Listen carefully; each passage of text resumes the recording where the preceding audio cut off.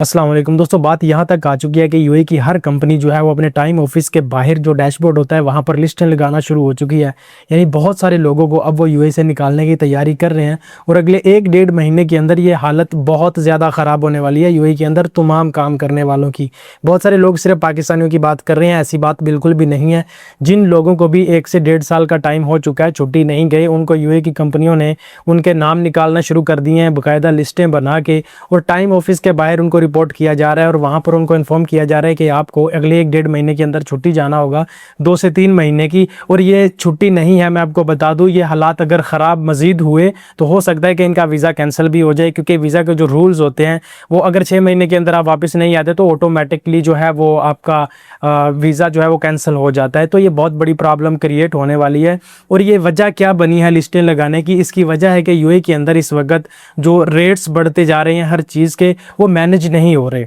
यानी जिन लोगों की सैलरी 1000 या 1200 के अराउंड रहती थी, उनका एक बजट होता था हर चीज़ का, और वो बजट तकरीबन 300 से 350 दिरहम तक यूएई के अंदर रहता था कि अगर किसी की 1000 या 1200 दिरहम तक सैलरी है तो उसने 300 या 350 दिरहम के अंदर अपने खाने को मैनेज करना है।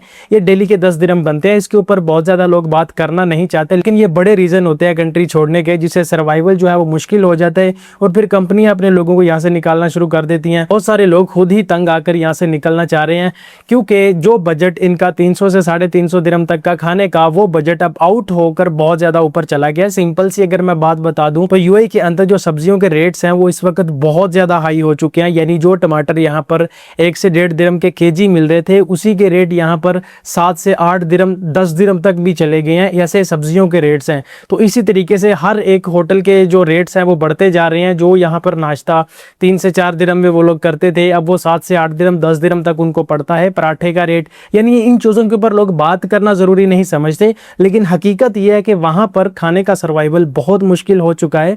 जो 350 से 400 तक का बजट था लोगों का, वो 700 से 800 दिरहम तक सिर्फ खाने का ही चला गया। तो ये एक बड़ा रीज़न है यहाँ पर। दूसरी चीज़ ये है कि यूएई इस वक्त बहुत ही ज़्यादा कमज़ोर हो रहा है। उसके बारे में मैं अगली वीडियो में भी ज़रूर बात करूँगा। लेकिन ओवरसीज़ जितने भी हैं यूएई के अंदर काम करने वाले, सबसे पहली मुश्किलात जो है वो उनको आ रही हैं। सबसे पहले नंबर पर मिडिल ईस्ट में जो एशियन लोग हैं जो यूएई के अंदर काम करते हैं, जितने भी एशियन कंट्री के थे, सबसे बड़ी मुश्किलात उन लोगों के लिए है। और उसके बाद जो गल्फ़ कंट्री के लोग हैं, उसके बाद उनके ऊपर बात आती है। अब बहुत सारे जो गल्फ़ ममालिक के अरबी लोग हैं, जो नेशनल्स हैं यूएई के, वो भी अपनी कंट्री को छोड़ छोड़ के जा रहे हैं। आपको बताया जाएगा यूएई के बहुत सारे बड़े बड़े इन्फ्लुएंसर्स की तरफ से, क्योंकि उनको बाकायदा कैंपेन के तौर पर उनको पेमेंट भी की गई है कि आप लोग यूएई को मज़ीद ज़्यादा अच्छा दिखाने की कोशिश करें। लेकिन ऐसी हालत बिल्कुल भी नहीं है। कंपनियों की हालतें बिगड़ रही हैं। पिछली सैलरियाँ लोगों की वो भी पूरी नहीं आई बहुत ज़्यादा कंपनियों में। जिस भी कंपनी के अंदर राब्ता करके मैंने ये पूछने की कोशिश की किसी भी कंपनी के एम्प्लॉय से, क्योंकि ये सीक्रेट रखा जाता है, ये कहीं पर अनाउंस नहीं किया जाता कि इस वक्त हालत क्या हो चुकी है और इस वक्त क्या पोजीशन है। कोई भी अगर वीडियो बनाता है या किसी को वीडियो भेजता है या किसी को यूएई के बारे में कोई भी कंप्लेन बताता है कि इस वक्त ऐसे क्राइसिस यहाँ पर चल रहे हैं, तो इसके ऊपर भी एक्शन लिया जाता है। इस चीज़ को आपको मालूम होगा, और यही वजह है जो आपको ये बताती है कि यहाँ पर बहुत कुछ ऐसा है जो आपसे छुपाया जा रहा है। तो यूएई ओवरसीज जितने भी हैं वो इस वक्त बहुत बड़ी मुश्किलात में आने वाले हैं। अगला 1 से 1.5 महीना इनके लिए बहुत ज़्यादा है, क्योंकि ये जो रेट्स बढ़े हैं ना यूएई के अंदर, इससे इन लोगों का सर्वाइवल बहुत मुश्किल हो चुका है। क्योंकि जो बंदा यहाँ पर 1200 या 1500 दिरहम कमाता है, वो यहाँ पर कैसे सर्वाइव करेगा? 700-800 या 1000 दिरहम तक उसका अगर खर्च चला जाए।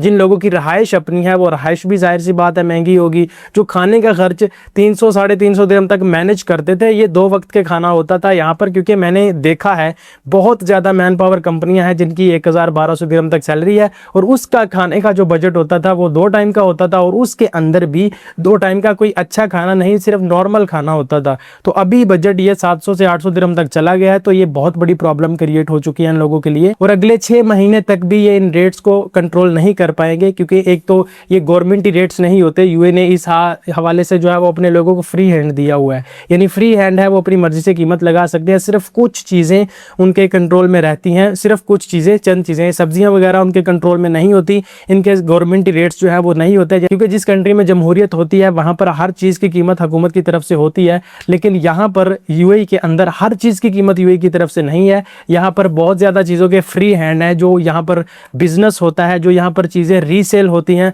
उन सारे चीज़ों के रेट्स जो होते हैं वो बढ़ते जा रहे हैं। क्योंकि जाहिर सी बात है, जब कॉस्ट बढ़ेगी तो रेट्स कॉस्ट भी बढ़ेंगे। तो जैसे कि अपना हुर्मुज़ बंद है और वहाँ पर चीज़ें नहीं पहुँच रही जैसे पहुँचनी चाहिए थी कम कॉस्ट में, जो एक बड़ा बहरी बेड़ा होता है वो बहुत ज़्यादा सामान सैकड़ों की तादाद में वो कंटेनर्स लेके जाया करता था, अब उसकी जगह पे जो एयरपोर्ट्स के ज़रिए जो कार्गो सर्विसेज के ज़रिए सामान पहुँच रहा है तो उसकी कार्गो फीस बहुत ज़्यादा हो जाती है, तो उसकी कॉस्ट बहुत ज़्यादा बढ़ जाती है और पहले की तादाद की तरह सामान भी नहीं पहुँच रहा है। इसलिए यूएई के हालात बहुत ज़्यादा ख़राब होने वाले हैं और अगले 6 से 8 महीने तक भी ये कंट्रोल नहीं होंगे, इसलिए ये मज़ीद ज़्यादा हालात इनके लिए ख़राब होने वाले हैं। दुआ करता हूँ कि अल्लाह पाक तमाम ओवरसीज़ को इस परेशानी से दूर रखे और हर एक का रोज़गार बेहतर से बेहतरीन बनाए और हर एक के सर्वाइवल को मज़ीद आसान बनाए। बाकी मिलते हैं आपसे अगली वीडियो में, तब तक के लिए अपना और अपने चैनल का ख्याल रखिएगा। चैनल पर नया तो चैनल को सब्सक्राइब कर ले। अल्लाह हाफिज़।